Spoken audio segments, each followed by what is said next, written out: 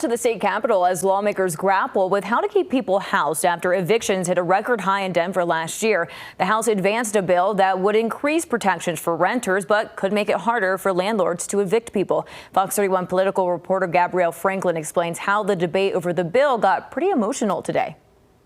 Yes, state lawmakers hope that this bill that's been given a second win this year will become state law in a spirit of compromise. But some opponents still feel that the new version of the bill will drive businesses out of Colorado. As someone who has been evicted and lost the roof over her head, I want tenants facing the same thing to know that I am sponsoring this bill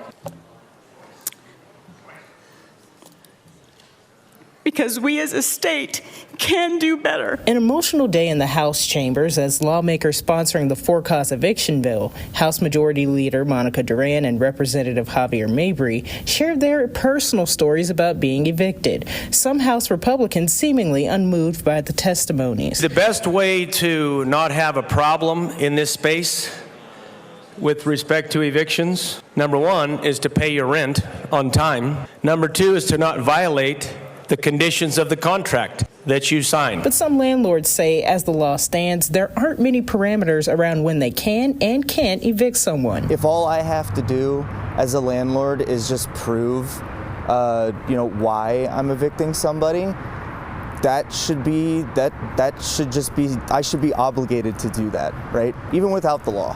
I should be obligated to do that. Andrew Dubin manages 2 properties in 2 different parts of Colorado. And while Dubin manages smaller properties, Dubin rejects the notion that the measure could cause property owners to flee the state. I'm the small landlord, right? I feel like I have less money to deal with things, right, that come up. Having this bill, I can't think of anything that would cost me just giving them the right to say, hey, I want a legitimate reason. And the bill passed its initial vote in the House today. It still needs one more vote in the State House before it makes its way over to the State Senate to complete this entire process again.